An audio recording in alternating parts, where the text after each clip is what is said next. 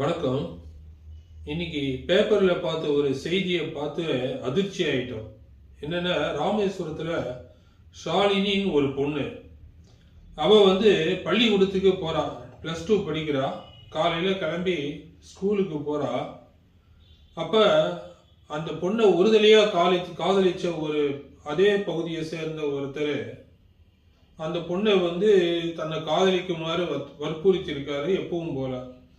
அந்த பொண்ணு அதை மறுத்திருக்கா, சத்தம் போட்டிருக்கா. இது மாதிரி நீங்க பண்ணீங்கன்னா தான் எங்க பேரண்ட்ஸ் கிட்ட சொல்லிடுவேன் அப்படின்னு சொல்லியிருக்கா. இதனால ஆத்திரம் அடைஞ்சவன் என்ன பண்ணியிருக்கான், அந்த பொண்ணை எடுத்து ஒரு கத்தியால வயிற்றுலயும் இன்னொரு கத்தியாலையும் கழுத்துல குத்தி அந்த பொண்ணை காயப்படுத்தியிருக்கான். இதுல அந்த பொண்ணு ஆஸ்பத்திரிக்கு கொண்டு போற வழியிலேயே இறந்துட்டான். எவ்வளவு ஒரு மோசமான செயல் பாருங்க. கொஞ்சம் கூட பயமே இல்லாம பயம் விட்டு போச்சு. அந்த நபரை கடுமையா தண்டிக்கணும்.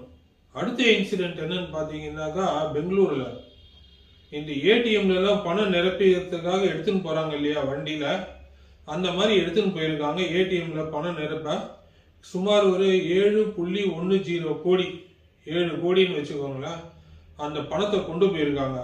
இது ஒரு பாலத்து மேல போகும்போது அந்த வண்டியை வழிமறிச்சு தாங்க ஒரு சிபிஐ அதிகாரிகள்னோ வருமான வரித்துறை அதிகாரிகள்னு சொல்லி அந்த வண்டியை கடத்திக்கிட்டு போய் வேற ஒரு பாலத்து மேல வச்சு இவங்க கொண்டு வந்த வண்டியில அந்த பெட்டியை மாத்தி 7 கோடி ரூபாய அசால்ட்டா கொள்ளை அடிச்சிருக்காங்க கண் இமைக்கிற நேரத்துல. இது எங்க போய் முடியும்னு தெரியல. ஊர் இருக்கிற இருப்பை பார்த்தாக்கா ரொம்ப சென்சேஷனா இருக்கு. பேப்பரை திறந்தா டெய்லி இந்த மாதிரியான சமாச்சாரங்கள், குற்ற நடவடிக்கைகள் அதிகரிச்சுட்டு தான் இருக்கு. நன்றி, வணக்கம்.